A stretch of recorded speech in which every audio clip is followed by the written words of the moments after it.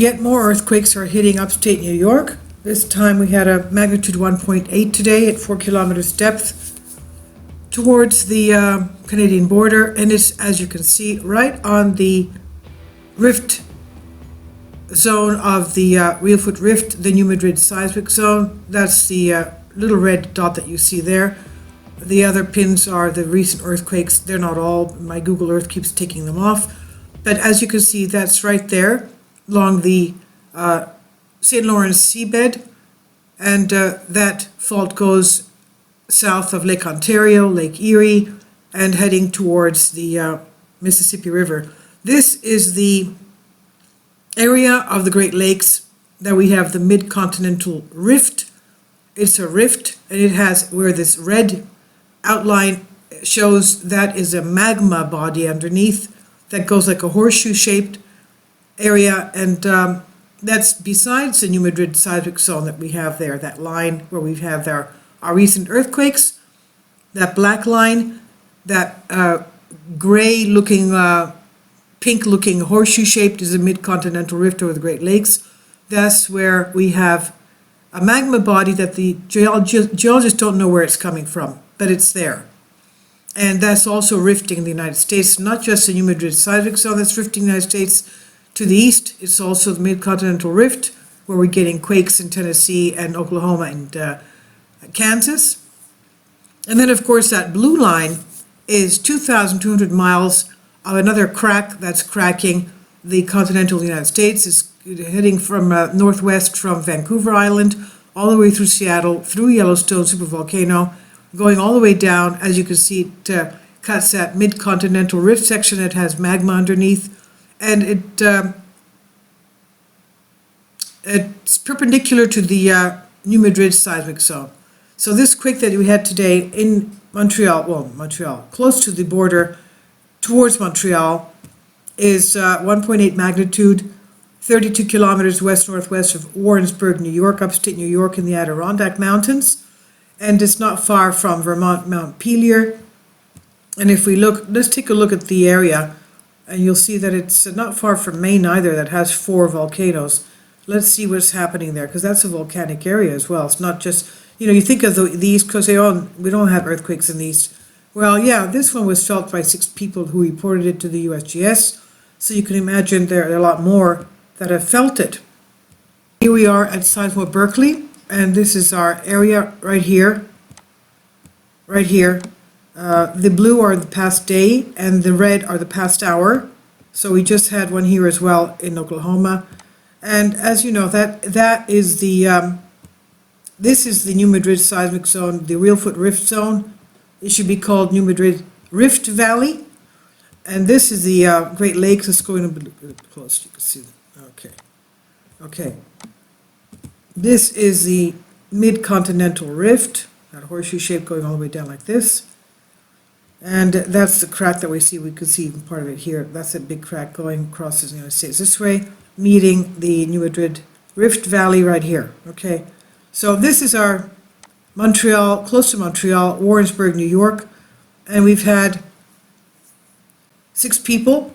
As you can see, it's near the Adirondack Mountains, not far from Montpelier, Vermont, not far from the Canadian border. There's Montreal right there. And, okay. And remember, I used to live in Montreal. That's why my accent is Canadian. Let's go to the aerial. Okay. Population density. That's our area right there in the mountains. And again, they don't have too many faults that they know of. They can only figure them out if they have quakes there. Most of the faults that they know of are on the west coast. Okay, and you've had more. They don't pin all the earthquakes here. Some of them are shown here. And that's Montreal right there. So isn't that strange? Look at the communities around the mountains there. Okay. When I lived in Montreal, there were only 10 million people. Now there's 30. Look at this. Look at the grid patterns in the neighborhoods. All right. Okay, that's it right there. And let's go back to our, no, I want to go to this thing here. Okay, Google Earth. This is our area, and this is Maine. Maine has, oh, this is the seamount, the East Coast seamount. It has 30 volcanoes, and they are, yes, magma filled.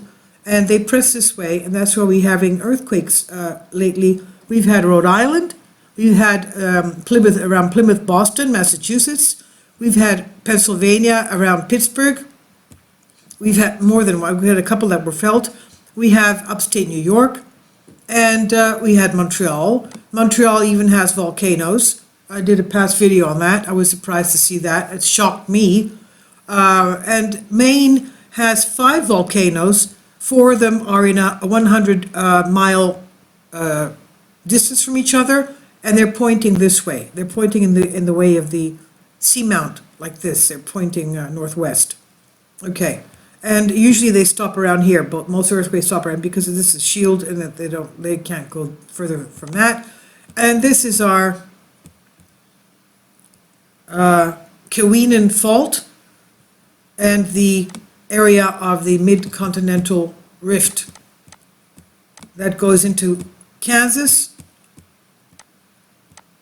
Okay, there's Kansas, and Kansas has 3 volcanoes here that are diamond. Well, they spit out diamonds, so they're very explosive. And a lot of people lately, how do I know that? I researched that because a lot of people were talking about their houses shaking, hearing sonic booms, even though there were no supersonic flights above them of any kind, and their houses shaking. And that's how we found out that Kansas has 3 at least, if not more, kimberlite volcanoes, which are diamond-spitting volcanoes, and gems and semi-precious stones. And it's in the area of the Midcontinental Rift, which has the magma underneath. And then, as we said, they don't know where it's coming. The magma is being fed from. Okay, so that's our earthquake there has been felt. And as we know, they are felt 10 times more than they are in the west, on the west. Earthquakes in the Adirondack regions in northern New York State, a beautiful area. One of the more seismically active parts of the northeast U.S.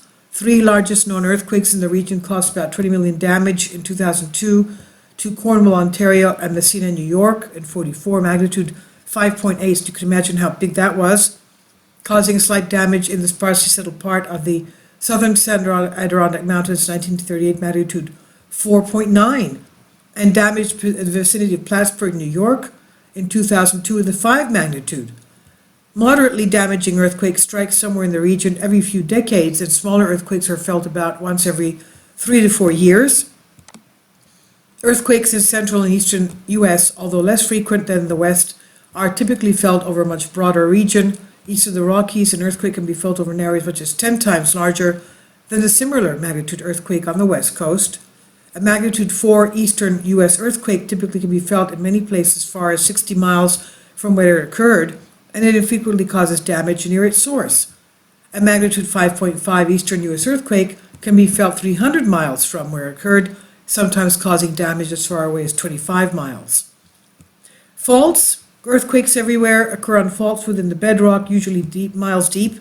Most of the Adirondack region bedrock was formed as several generations of mountains rose and were eroded again over the last billion years.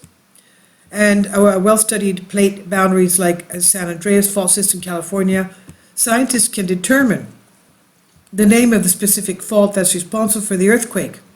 But on the east of the Rockies, this is rarely the case. The Adirondack region is far from the nearest plate boundaries, which are in the center of the Atlantic Ocean and in the Caribbean Sea, and the region is laced with known faults, but numerous smaller or deeply buried faults remain undetected.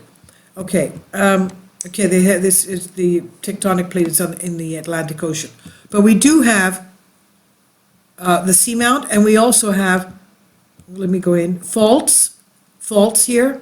Look at this, all these cracks. And these cracks do have volcanoes here. And we also have, as we found recently on the West Coast, they have faults that have been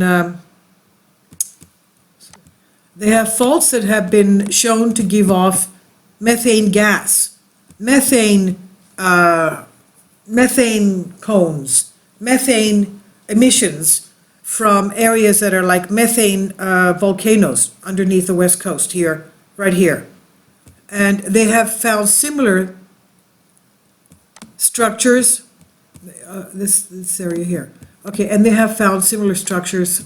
I don't want to go that far. What's happened? On the east coast. They have found similar structures on the east coast. Okay, this is it.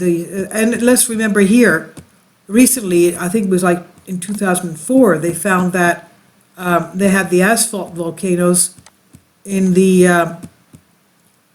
Gulf of Mexico. Okay, the asphalt, here they are, right there. These are the asphalt volcanoes, and it's not just there. Okay, this is the Canadian earthquake map. As we can see, we still have a lot of Cascadia earthquakes. This is just a few hours ago, 3.5, 10 kilometers depth, 3.7 at 10 kilometers at, 10 kilometers depth. This is the area where we had the huge quakes of 6 and 6.3 a couple of days ago, okay? Now, this is, as you can see, we do have activity in Canada as well, even though it's not showing here. And we do have activity there, and we do have activity on the New Madrid Seismic Zone right here, like this, going all the way out, as we have here as well. But they don't plot everything here, so we don't have everything here, but it's there.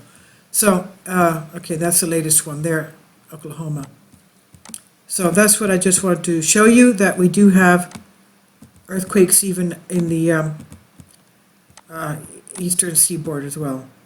So please be careful. And I wish you all a very beautiful, blessed, peaceful, healthy, prosperous, and happy New Year. God bless you all.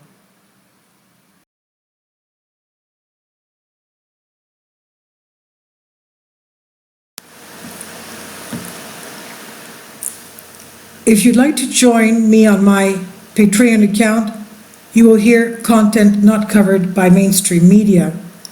These riveting stories will be based on my research, and I will state my opinions and give my personal insight on diverse and controversial subjects and world events not covered by mainstream media, and not supported by YouTube guidelines. So whatever I have on my Patreon, most of those will not be on my YouTube channel. Please consider becoming a member today. More of the most significant and important videos will be on my Patreon channel. Your support helps me to continue my research and keeps this YouTube channel alive.